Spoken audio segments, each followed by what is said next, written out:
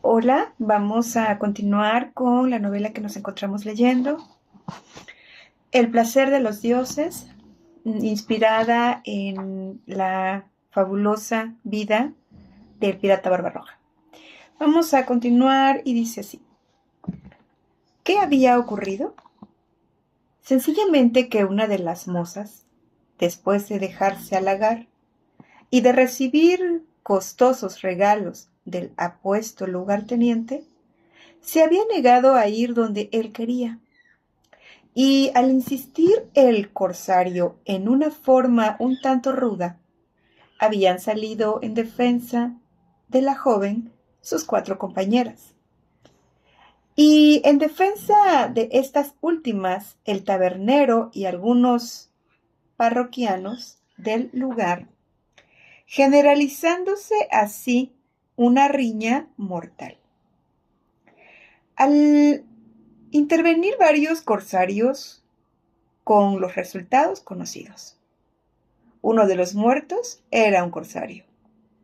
El autor material de su muerte se hallaba entre los detenidos, todos los cuales estaban formados en cubierta. ¿Cómo te llamas?, preguntó el jefe corsario a la joven causante del incidente.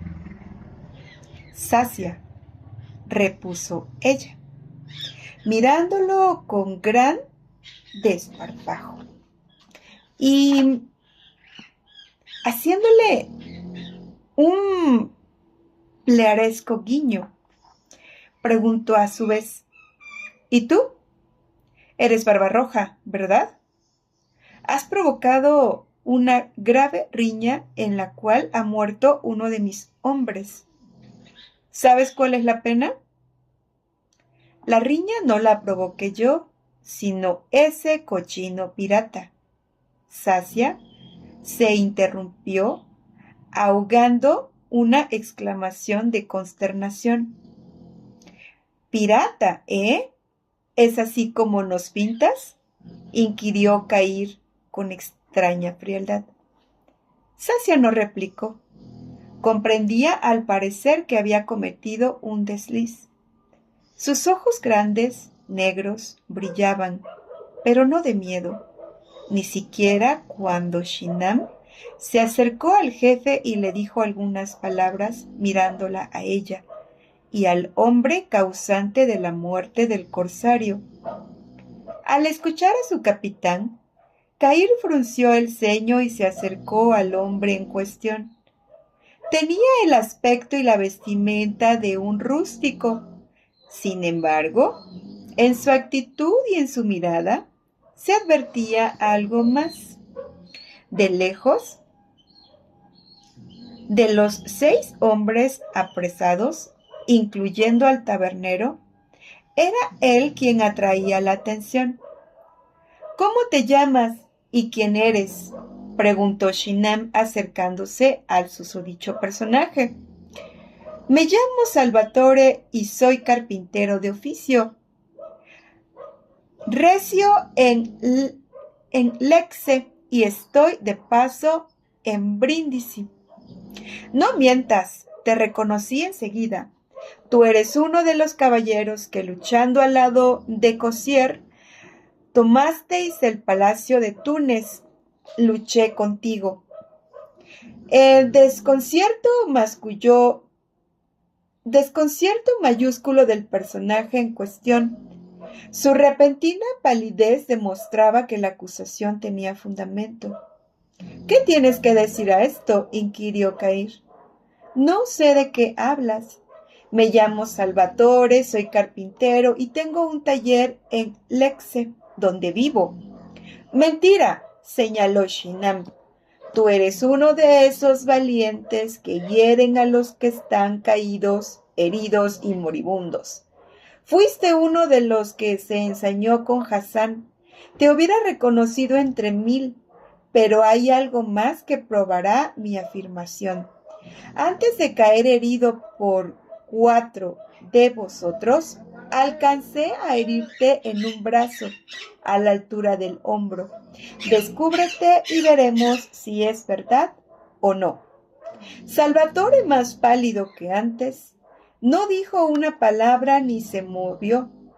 Uno de los corsarios, a una leve señal del jefe, acercóse y le desgarró la rústica chaqueta y la camisola, mostrando efectivamente una cárdena cicatriz. Señor, Al-Qaim se aproximó al jefe de los corsarios cuando se hubo hecho el silencio después del coro de murmullo que desatara la revelación. ¿Es verdad que este hombre es un guerrero? Entonces, esta mujer, Sasia, tampoco es lo que pretende. Cuando la conocí estaban juntos los dos conversando a hurtadillas. No hay duda que se entienden bien. Khaireddin, que por momentos se ponía más grave y amenazante en su gesto, miró a la joven como si esperara una airada negativa. Pero Sasia, por toda respuesta, se estiró con los ojos refulgentes de odio. «Hay algo más, señor», declaró Al-Qaim. «Esta mujer, mientras aceptaba mis regalos y mis requiebros, me atosigó a preguntas. ¿Cuántos serán nuestros efectivos en barcos, en hombres? ¿Con qué cantidad y calidad de cañones contábamos? ¿Cuáles serían los próximos puertos a visitar? Y su enfado vino precisamente de mis evasivas a contestar. Khaireddin se estiró en un característico gesto suyo antes de dar explosión a su cólera.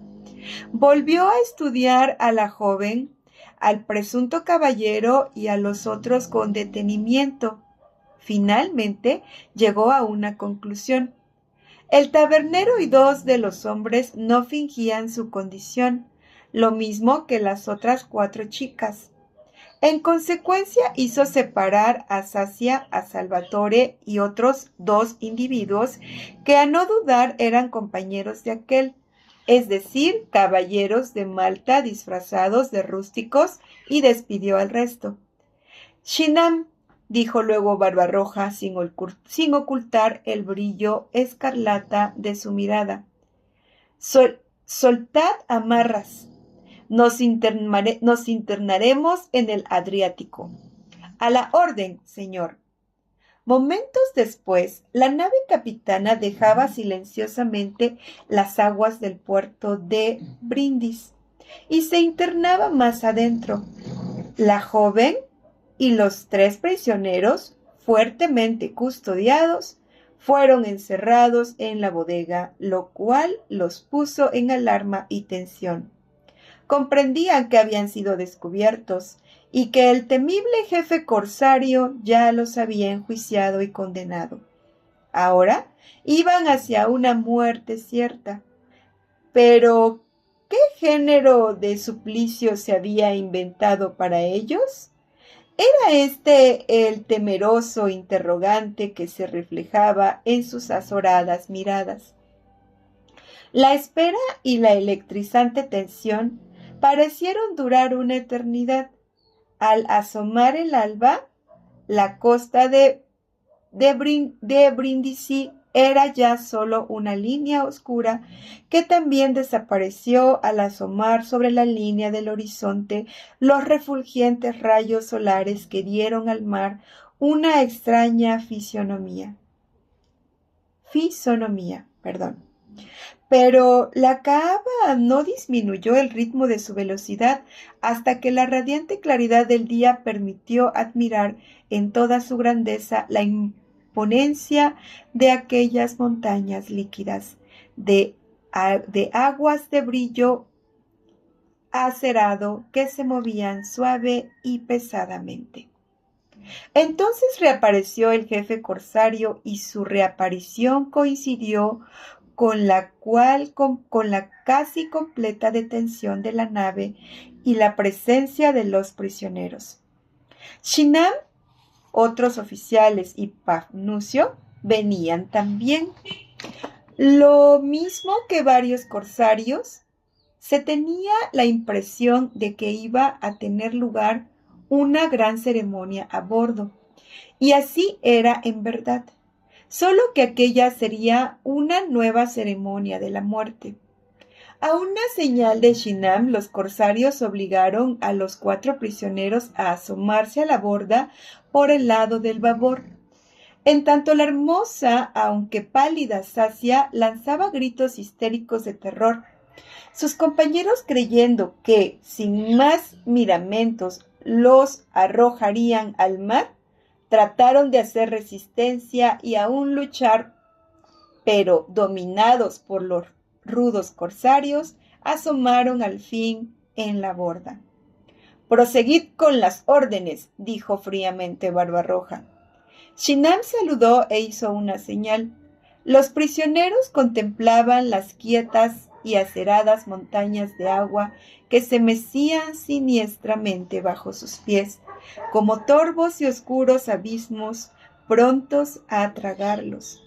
Ahora eran audibles los sollozos y los gemidos de terror y agonía. La sola cercanía del mar, convertido en abierta y líquida tumba, bastaba para estremecer al más valiente. Por todo esto, no fue escaso el asombro que demostraron los prisioneros cuando vieron que, en lugar de arrojarlos al mar, los corsarios los retenían en la borda.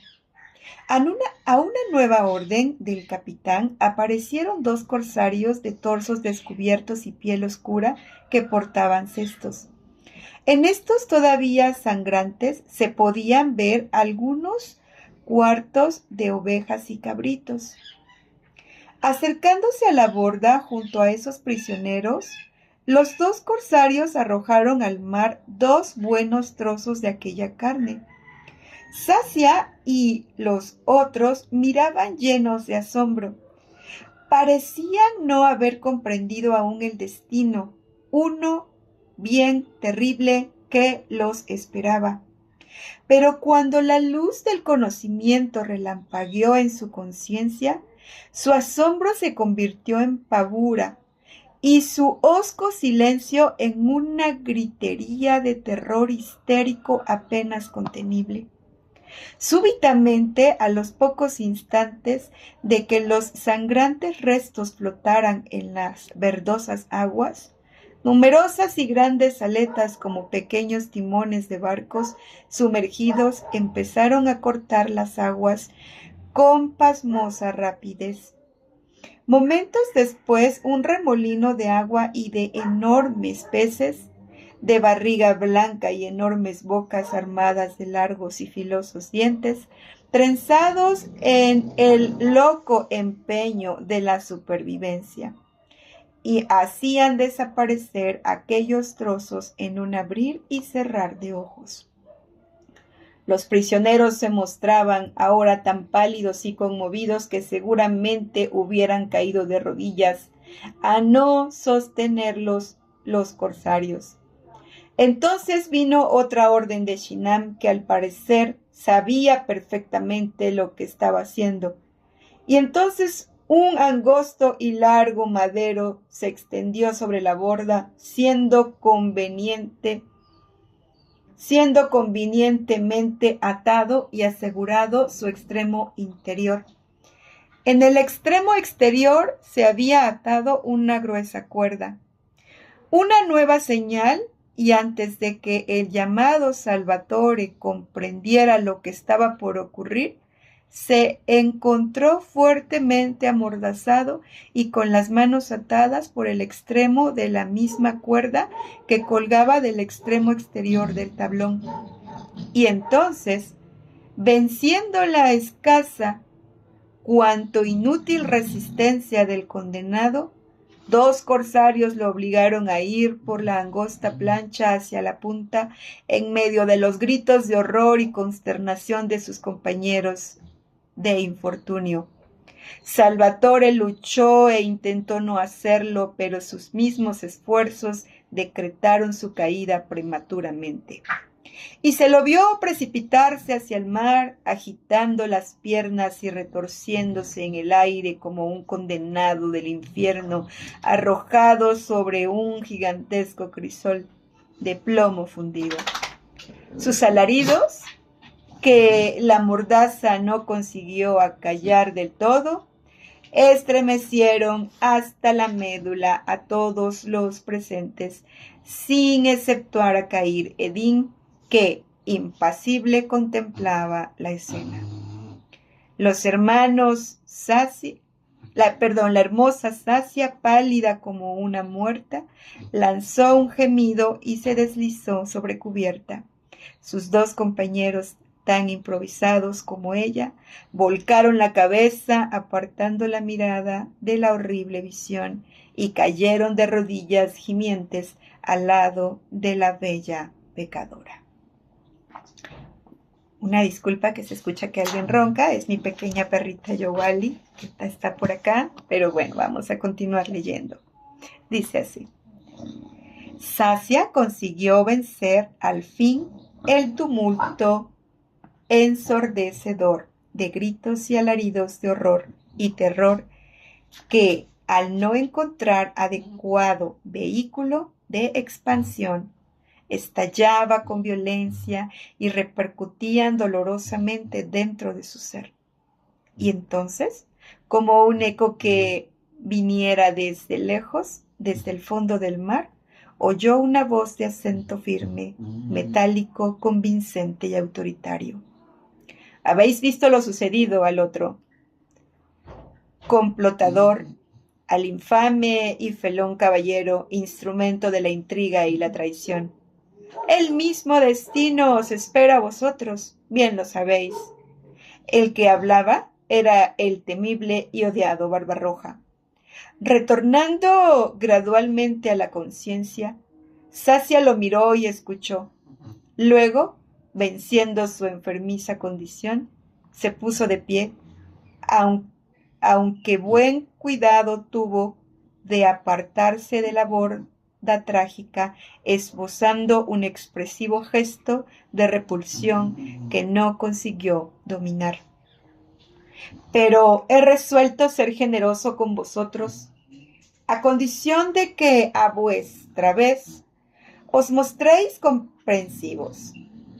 En una palabra, me habréis de decir en qué consiste todo el complot, qué propósito tratáis, quién urdió todo esto y, en fin, todo lo que sepáis al respecto. Cair Edín hizo una pausa y se acercó a Sacia. En cuanto a vos, me alegro que os hayáis sobrepuesto a la impresión. Nuestra vida de mar es dura y necesariamente cruel a veces. Y ese felón merecía esa muerte y aún otra más cruel. Pero vos, Sacia, bien se echa de ver, no estáis acostumbrada a esto. Es más, ni siquiera creo que seáis una moza de la taberna. Vuestros modales, a pesar de vuestro disfraz, son finos. A pesar de vuestra llamativa y provocativa vestimenta, de vuestros colorinches y adornos, se advierte en vos cierto señorío. Todo ello me induce a pensar que sois una damisela disfrazada de tal y que, en consecuencia, sois el alma de este enredo. Ahorrad palabras y decid vuestra pieza, si tenéis algo que decirme. Señor jefe de piratas, herejes y asesinos, interrumpió la joven con ojos centellantes. Hola, al parecer sois de los que echan el hatillo al mar a la menor provocación. Pues bien, seré conciso en mi decir. Si no queréis terminar, como vuestro amigo, habréis de decirme. Al cuerno, jamás os diré nada, escupió la supuesta damisela. Podéis arrojarme a los tiburones como habéis hecho con ese desdichado caballero, pero no conseguiréis de mí una sola palabra. Sacia tenía enrojecido el rostro y sus ojos negros fulguraban con su santa cólera. Khaireddin la contempló en silencio unos instantes, luego de lo cual, sonriendo, declaró: bueno, llega una nueva personaje que es Sacia. Ok, les recuerdo que este espacio tiene toda la intención de promover la lectura. Se graban pequeños espacios de 20 minutos con la intención de que, bueno, algunos de los libros que se han ido grabando, pues las personas puedan escucharlos, ir siguiendo el ritmo de ellos, ir comprendiendo las historias y de esa forma descubrir que cada libro tiene una aventura nueva y que pasar tiempo con los libros pues siempre va a ser un tiempo maravilloso, porque es como asomarnos a muchas mentes de muchas personas. No son interacciones reales en cuestión en este momento, que estén sucediendo en este momento, pero son interacciones porque podemos leer lo que pensaban y de esa forma pues expandir nuestros propios conceptos, conocimientos de la vida. Hasta la próxima.